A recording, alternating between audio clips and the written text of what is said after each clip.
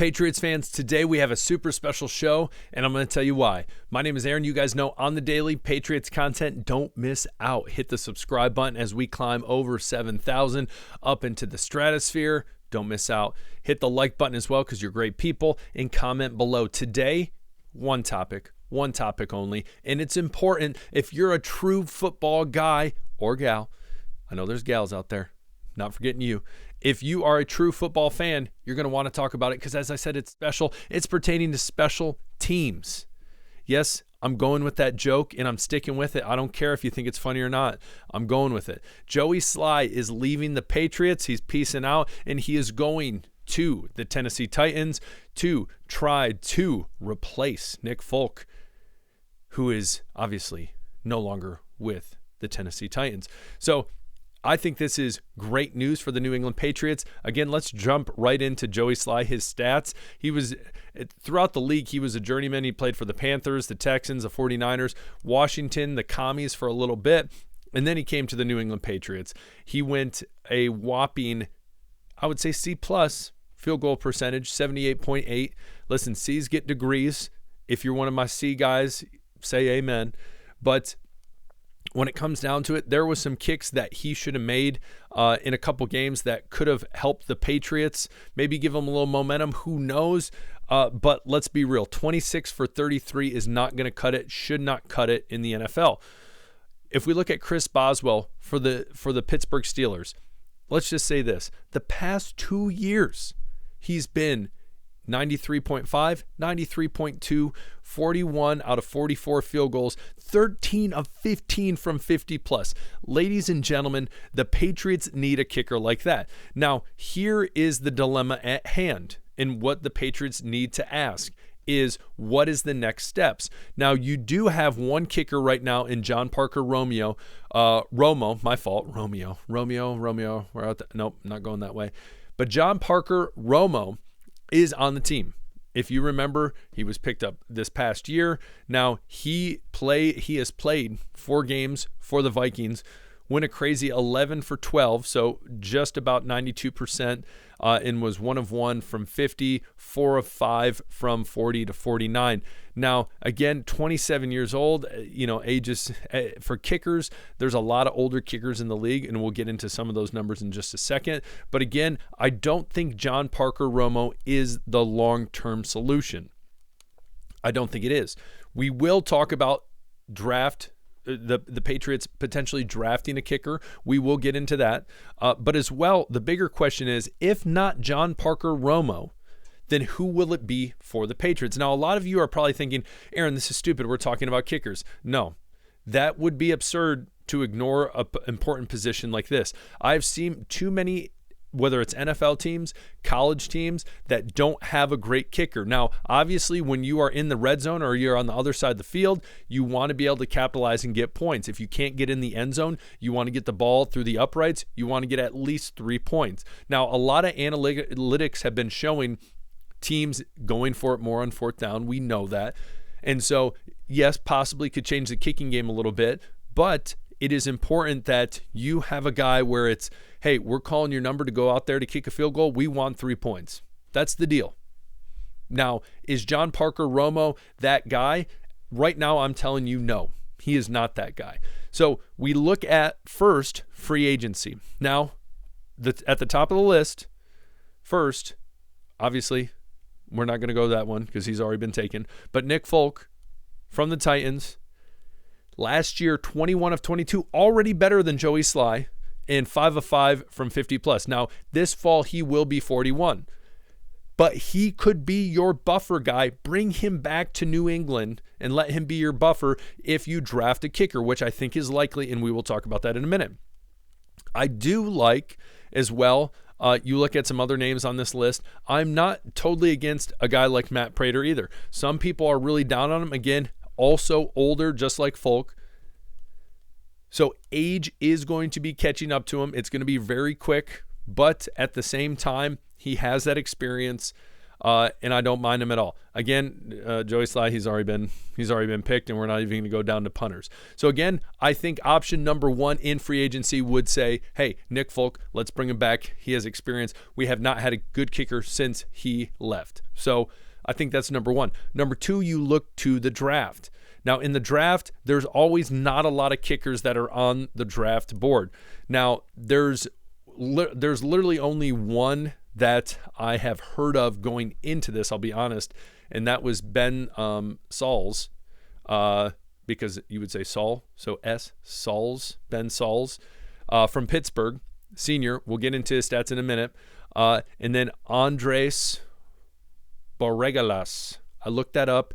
I promise that's how you pronounce it. If I pronounce it wrong, sue me. Actually, don't sue me. I'm a PE teacher. Don't sue me. But anyways, Borregalas. So those are two guys. And then Ryan Fitzpatrick. So we're going to just jump in real quick because I find this important, is into their stats. So Ryan Fitzgerald. There we go. Fitzmagic. Fitzgerald.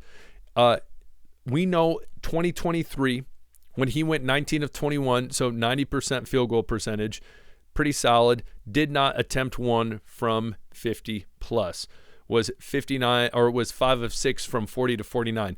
Now, anyone that knows college football, that was the year that it was very controversial that they did not make the 14 playoff.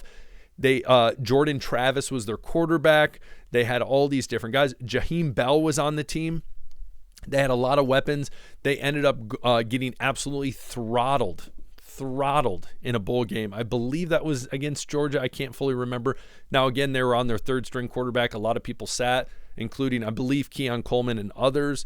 I don't know if Jaheim Bell did or not, but yes, that season. 2024 was literally the opposite. They were so bad, incredibly bad, rough to watch.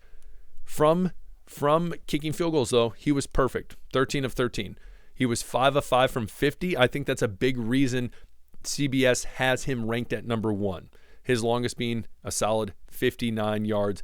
And then for extra points, he was 14 of 14, which, again, we know college field goals or PATs are still incredibly short. NFL has moved those back. So, again, take that with a grain of salt. It seems like he had his good year in 2023. Sure, he was 100% this year, but he literally only attempted 13. So now, and I will tell you, the Patriots have not even talked to Fitzgerald. Next, Ben Sauls. There we go. So Ben Sauls this year, 21 to 24, just under 88% field goal percentage. From 50 plus, 67 yards, or 6 for 7. 58 is his longest, perfect on extra points. Now, I believe, I could be saying this wrong, someone might need to correct me. This was the first kicker in the draft, first prospect that the Patriots did sit down and talk with. There have been mock drafts that I've seen, all 7 rounds, multiple, just not one, multiple, where it has the Patriots in a later round drafting Sauls.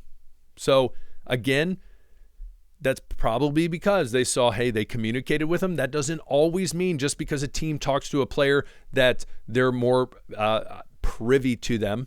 But it's a somewhat of an indication that, hey, we're interested. We've seen your film, and we want to sit down and talk to you, see your character, ask you some questions, and all that fun stuff. All right, so that is Sauls. And then Andres Borregalas, or Andy. Go by Andy, whatever you want to do. Now, a lot of people think it's very possible that Andy here could be good, potentially start in the NFL right away as a rookie, as a kicker. That is more appeasing, I feel like, than possibly the other ones that, yeah, I'm not saying they couldn't, but it's a possibility. So, Borregalas, I'm hitting that name. I'm absolutely doing a great job on that name. I promise, I think.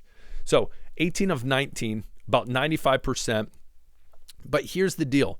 From 50, sure, he's perfect. The year before, 4 for 6. And the one thing I like about Borregalas is the fact that he's been pretty consistent throughout his collegiate year. He's pretty much consistently gotten better. And then obviously his senior year was his best year. In Miami, did pretty well this year. They had a chance to make the playoff, did not happen, kind of sank. And obviously, their quarterback being Cam Ward, so they had a lot of potential there. But again, this is another player. So again, Fitzgerald, Patriots have not talked to. Andy, Ben, they have had conversations with them. And we find that here, if you look at the pre-draft meet, who the Patriots have met, I will also add, if you go look at this, one thing that's interesting is the fact they have not talked to Will Campbell. So that doesn't mean they're not going to talk to him. Again, that doesn't mean they wouldn't take him, but it just says, apparently, according to sources, according to information, they have not talked to him. Now, again, you look at these breakdowns real quick, and as this says right here about Bregelis, he says he has a good chance to win a pro job as a rookie. Now, where it says about Sauls is the fact that kind of his they have to tinker with his approach, his operation and quickness, and all these different things to possibly make him ready for the league. Now, that's not necessarily a big deal, but what that brings back to is Nick Folk, is bringing in Nick Folk for even just a year contract, and then potentially having, if you draft a Ben Sauls, if the Patriots deem him to be, hey, he's the best guy for the job, bring him in, but have Nick Foles there. Again, John Parker Romo, whatever. If you believe him to be the next kicker, sure, that's great. I just don't see it.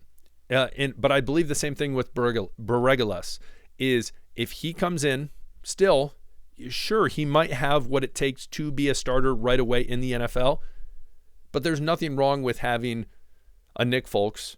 They still have the cap space. They're not going to have to pay him a ton. The man's going to be 42 years old. Goodness sakes. Kickers aren't paid an extravagant amount of money.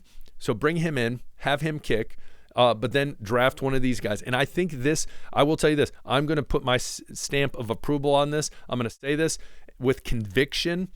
The Patriots, just like they're going to draft a running back, I think they will. Just like they are going to get a wide receiver, they will. I think it is very possible in the later rounds, and I'm going to say it again with conviction, they will in one of the later rounds draft a kicker. I think that is going to happen, again, especially after Joey Slye has left. And again, I'm blowing my own mind that we haven't talked about this more, because again, it should be important. It needs to be important. I think a lot of people, my wife or someone who casually watches football sits down, and that's kind of an afterthought. It's not really it's not really part of the game necessarily for them. It's not something they think about. They know the bigger time players, but when you look at all the aspects, all the variables to a team, one of the most important things is having a consistent kicker, because when you have a consistent kicker, you're not even thinking about it. It's not even a worry. It's not bringing you any stress, because hey, they're tried and true, and for the most part, they can guarantee you 3 points. That's all you need. That's all you want. It's like being a good employee. This is what I tell my kids all the time. Listen, it's not hard to be a good employee. You know what you need to do? Show up on time. Be punctual. Don't miss work, and do a good job. And your boss will think you're the best person in the world, honestly, because they don't have to worry about you. That's what honestly, every position should be like that, but kickers, that's what we need. Listen, boom, you kick the ball. Let's go through the uprights. Sweet, 3 points. Guess what? You're kicking off too. Good job. So again, I think the best moving forward is potentially looking at a Nick Folk, bringing him in for a year, drafting a kicker. So Bregelis or Sauls. I mean, if they like Fitzgerald, sure, great too. Whatever, I trust whoever they draft. And then maybe have them under Folk for possibly a year. Who knows? Depending on if training camp, they're like, no, this rookie better than Folk right now. We'll see what happens. I will say the Titans literally just pretty much traded or got rid of Folk for Joey Slye, which again, I wish, salute, best of luck. Hope that goes well for you. I don't think it will. Maybe the Tennessee Titans are trying to get Arch Manning next year. So maybe they won't, based on getting Joey Slye, conspiracy theory, based on getting Joey Slye, I just drank a cup of coffee, can you tell? Getting Joey Slye, they are not going to get Cam Ward. They're going to get Abdul Carter. Remember this. If you can tag this in the comments, if you're still watching, tag this in the comments. They're going to draft Joey Slye, they're going to draft Abdul Carter, and they're not going to get Cam Ward. They're going to tank this year because Will Levis is going to be rough at quarterback, and all around they're going to be rough. And then they're going to get Arch Manning first overall somehow, some way. Not guaranteeing it. I'm not going to put my stamp of approval on it, but that'd be wild. Anyways, comment below. Tell me what you think about this whole kicking situation. Do you like the Nick Folk idea? Who do you want to draft if you know anything about any of these kickers? Or maybe there's someone else in free agency. Tell me what you want. This is an important position. Comment below. You guys rock. We'll talk later. Peace.